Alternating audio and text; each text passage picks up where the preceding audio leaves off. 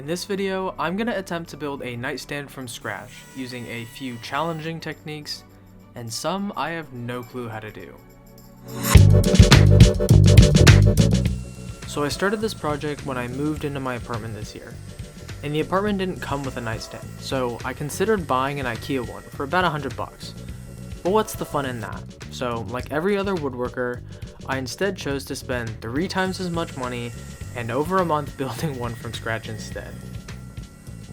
I started by breaking down the sapele board. As I cut the panels down, I marked the edges with tape so I could keep track of them, since I'm sort of making a grain match box, but not really.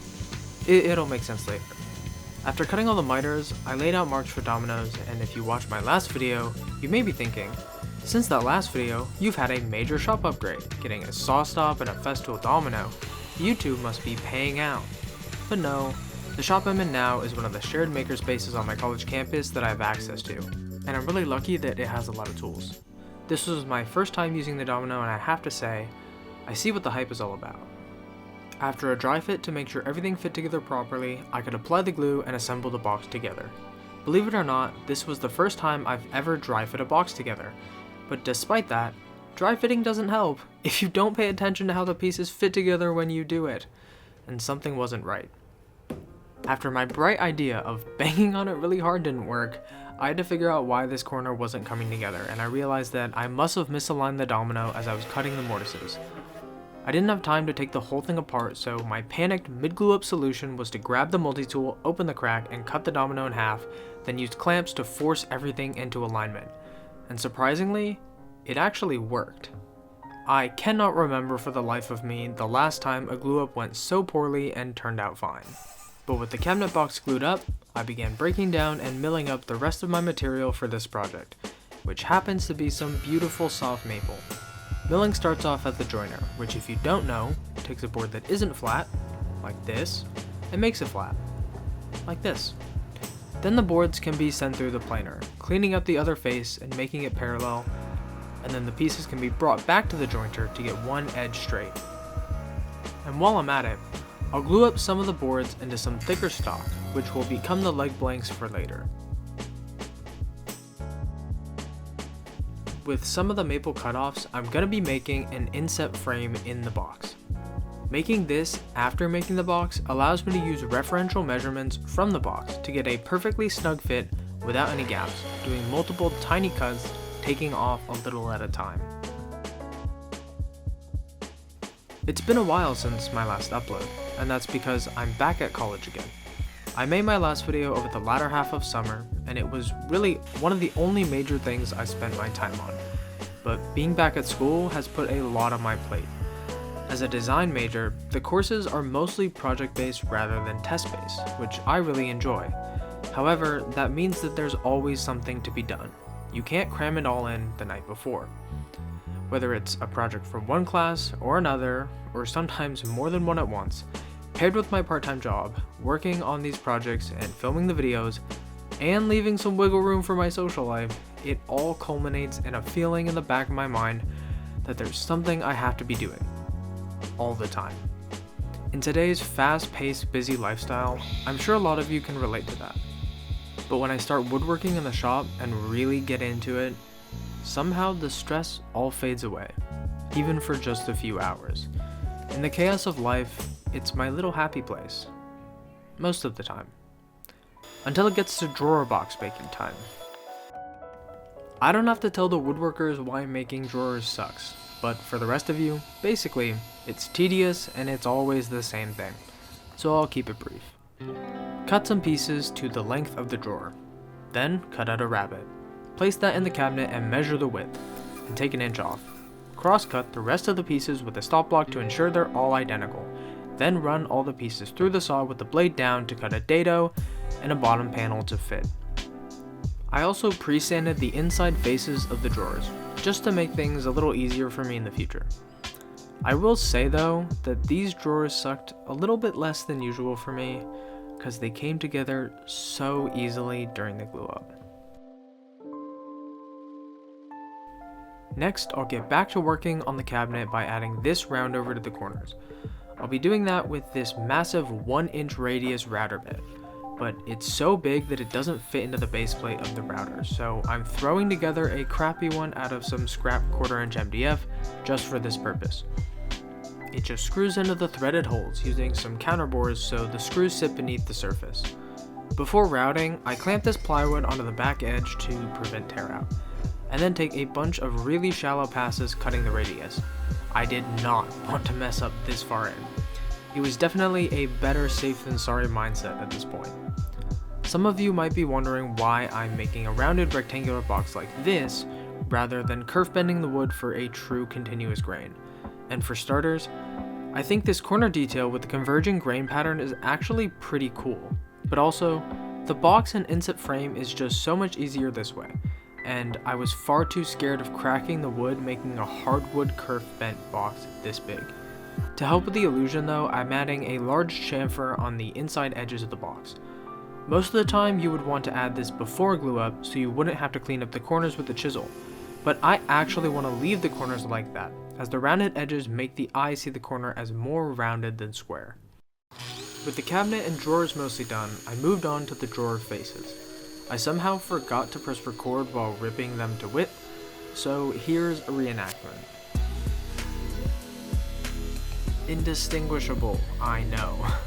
But anyways, after that I used a simple jig I 3D printed to mark out the corners I needed to cut off, then removed the bulk of the material with the bandsaw and used the template again to perfectly copy the radius onto the wood. I'm about to go off on a side tangent if you'll indulge me. I think one of the most underrated tools a woodworker can have is a 3D printer. There are so many tools you need to buy as a woodworker videos out there, but I've hardly seen any that mention 3D printers. And as you just saw, I used it to make a corner jig that you could spend money and buy, but even at that you can only get the radii that they provide. With 3D printing, you can make any jig at any size specific to your needs, and all it takes is a little 3D modeling skill. Black Friday and the holidays are rolling around soon, so if any of you watching have any woodworker friends or family, 3D printers are getting crazy affordable nowadays. Alright, tangent over, back to the woodworking. Since I added a frame in the box, I need to make some spacers so the drawer slides can function. So I took an offcut from the frame and planed down some scrap wood until it was perfectly flush with it. I could then use a slide itself to set the width to cut, rip all the spacers, and cross-cut them to length.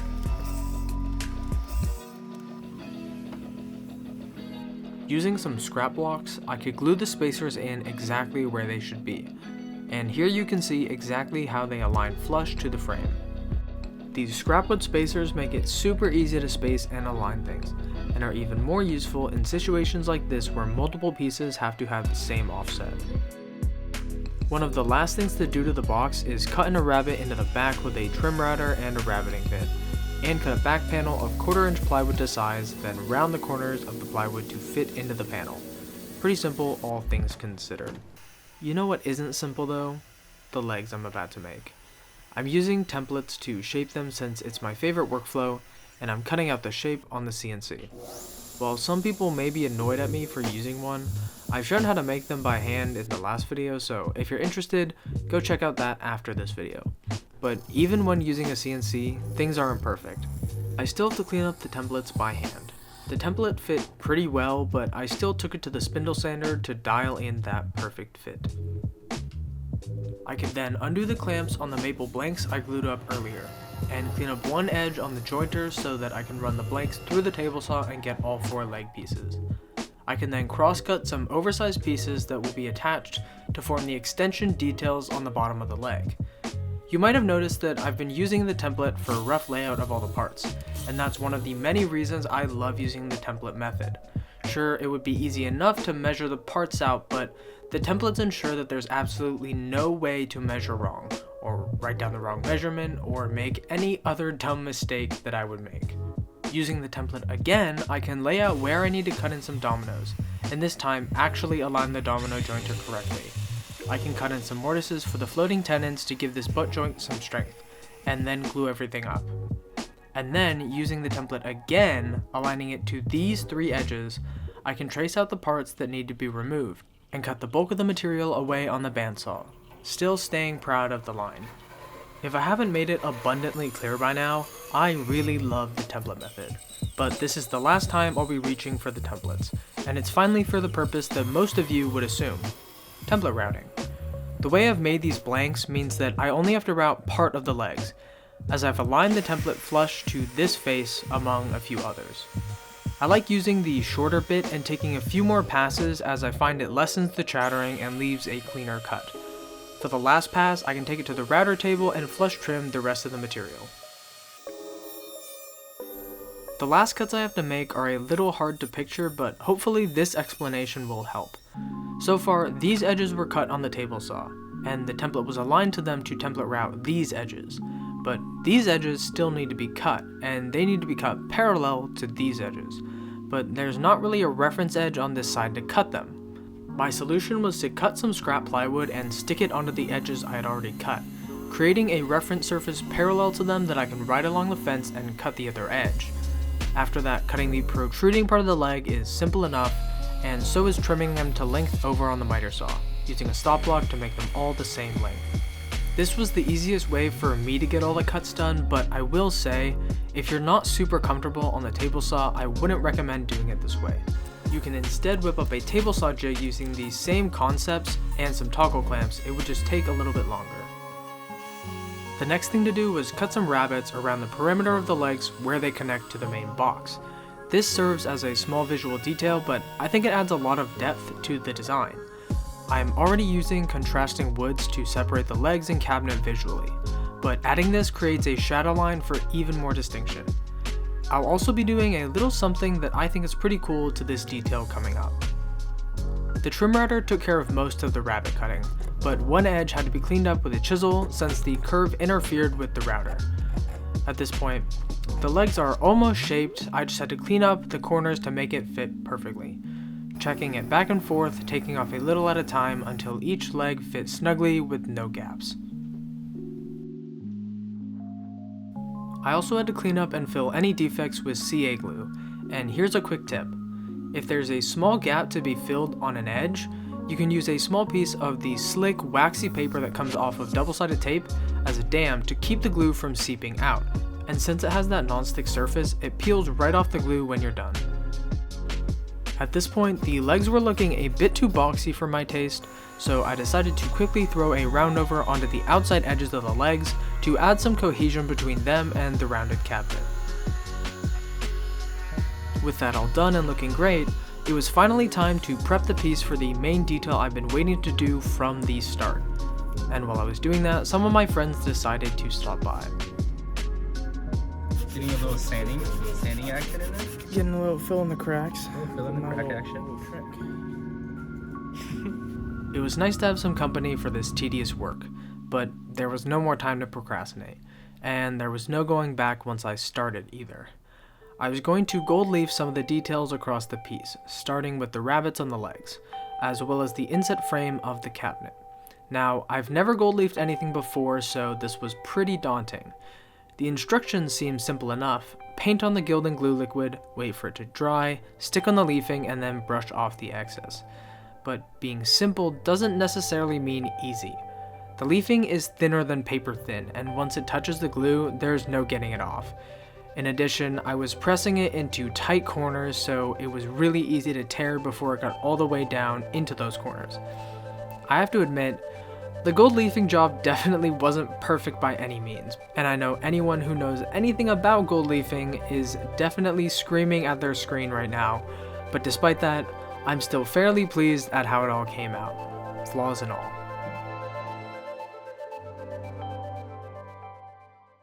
Once everything was gilded and I had applied a protective coating to it, I could remove the excess on the frame by peeling off the blue tape. It was super satisfying to reveal the perfect seam. And on the parts of the leg where some gold got stuck to the sides, it was far easier to sand the extra off rather than tape it all up. And all I had to do now was finish sand the roundovers by hand. With all the pieces fully shaped, I could finally glue the legs to the cabinet. I stuck a spacer to the sides which I could align the legs to and evenly space them from the front and back edge, and clamp the legs on to allow the glue to dry. Once everything was aligned, the spacers were easy enough to pop right off and be reused for the 2 legs on the other side. You might have noticed some tape on the corners of the cabinet and on the legs. Even though I try to be as precise as possible, there will always be slight discrepancies, and so I made each leg to fit perfectly onto a specific corner, and the tape keeps track of which ones go where. To attach the drawers into place, I used some spacers and screwed them into place, then just slotted the drawers and oh, they don't fit. I made the mistake of making the drawers exactly 1 inch smaller than the opening, because drawer slides are pretty standard to be half an inch thick. But what I should have done is put all the pieces into the opening to double check with real world measurements before finalizing the drawer length.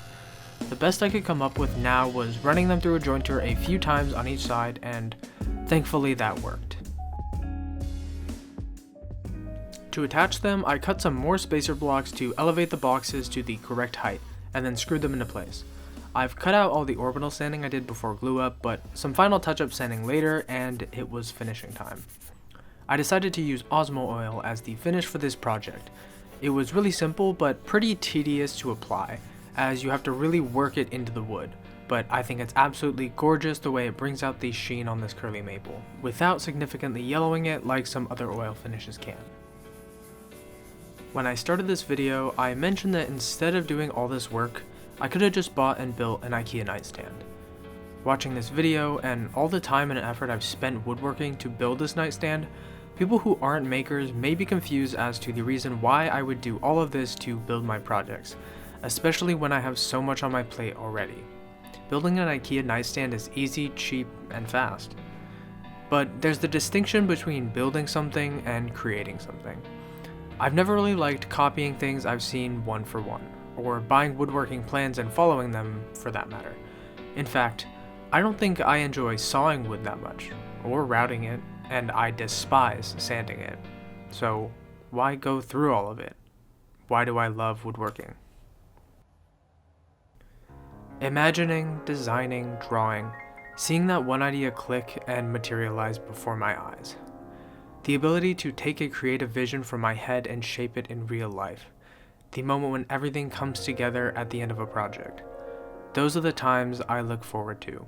They keep me going through one project and the next. If you took woodworking away from me, I think I would manage. And that's a strange thing to say, being as it's one of the things I love most in life. But that's because there are so many avenues to create wonderful things and allow me to express that desire to create. I've just chosen woodworking as my avenue for now. To chase those moments that not only allow me to just build something, but truly create something. And that, to me, is what makes it worth every second. If you've made it to the end of the video, I'd sincerely like to thank you. Showing a genuine interest in my content is honestly the best way to support me.